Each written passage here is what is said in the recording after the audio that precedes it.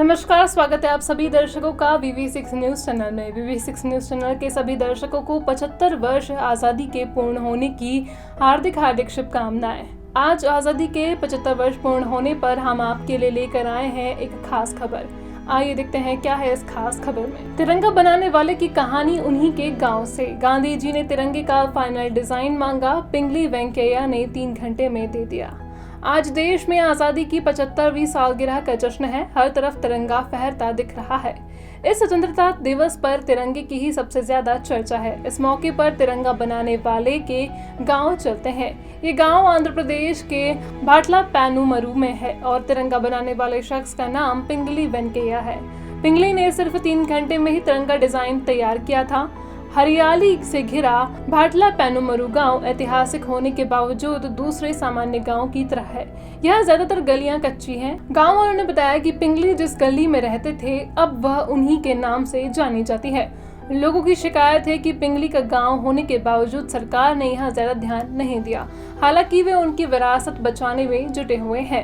लोगों ने खुद से गांव के चौक में तिरंगे के साथ वेंकैया की मूर्ति लगाई है। हर साल उनकी जयंती और पुण्यतिथि पर उन्हें श्रद्धांजलि भी दी जाती है। गांव वालों ने अपने पैसों से पिंगली वेंकैया स्मारक भवन भी बनवाया है।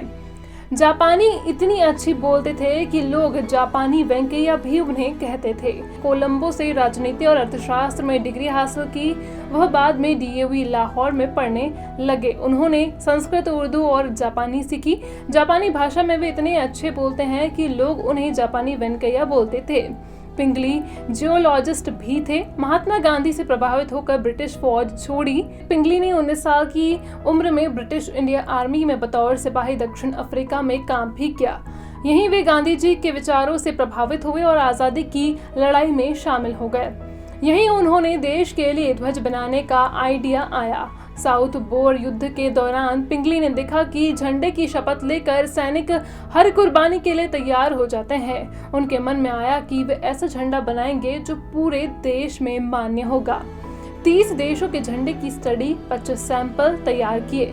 वेंकैया ने 1906 में कलकत्ता में आखिर भारतीय कांग्रेस कमेटी की सभा में पहली बार राष्ट्रीय ध्वज डिजाइन करने की मंशा जताई। इसका जिम्मा उन्हें मिला। पिंगली ने 1916 से 1921 तक 30 देशों में राष्ट्रीय ध्वज की स्टडी की और 25 से ज्यादा सैंपल तैयार किए।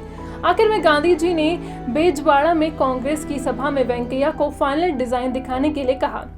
उन्होंने 3 घंटे में खादी का डिजाइन तैयार करके उन्हें दे दिया। बाबू के कहने पर झंडे में सफेद रंग शामिल किया गया। आगे उन्होंने बताया कि फाइनल डिजाइन में लाल हरे रंग की पट्टी थी। इसके बीचों बीच चरखा था। झंडे के दोनों रंग भारत की बहुसंख्यक आबादी यानी हिंदू और मुसलमान के प्रतीक थे। महात्मा गांधी के सुझाव पर ध्वज में शांति के प्रतीक सफेद रंग को भी शामिल किया गया। 1919 से 1921 तक वेंकैया लगातार कांग्रेस के अधिवेशनों में भारत के राष्ट्रीय ध्वज का विचार रखते रहे। 1931 तक उनके बनाए झंडे को कांग्रेस की सभी बैठकों में लगाया जाता रहा। आजादी के 20 दिन पहले पिंगली का झंडा कांग्रेस की पहचान बना।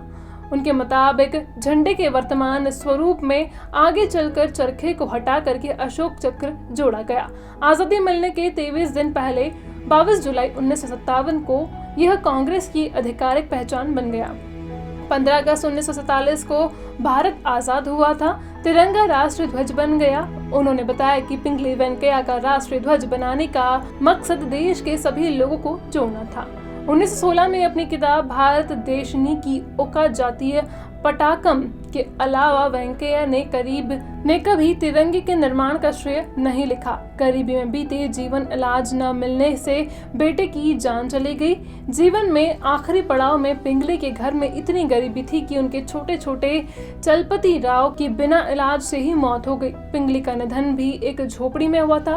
पिंगली वेंकैया ने 4 जुलाई 1963 के चित्तनगर में अंतिम सांस ली थी। उनके निधन के बाद उनकी झोपड़ी में या उसके पास 1 रुपए भी नहीं मिला। यह झोपड़ी ब्रिटिश सेना में उनकी सेवा के लिए भी दी गई जमीन पर बनी थी। गांव वालों के मुताबिक देश आजाद होने के कई साल बाद भी पिंगली और उनका परिवार गुमनामी में जीता रहा। उनकी आखिरी इच्छा थी कि उनका शरीर तिरंगे में लपेट करके लाया जाए और अंतिम संस्कार पूरा होने तक झंडे एक पेड़ से बंधा रहे।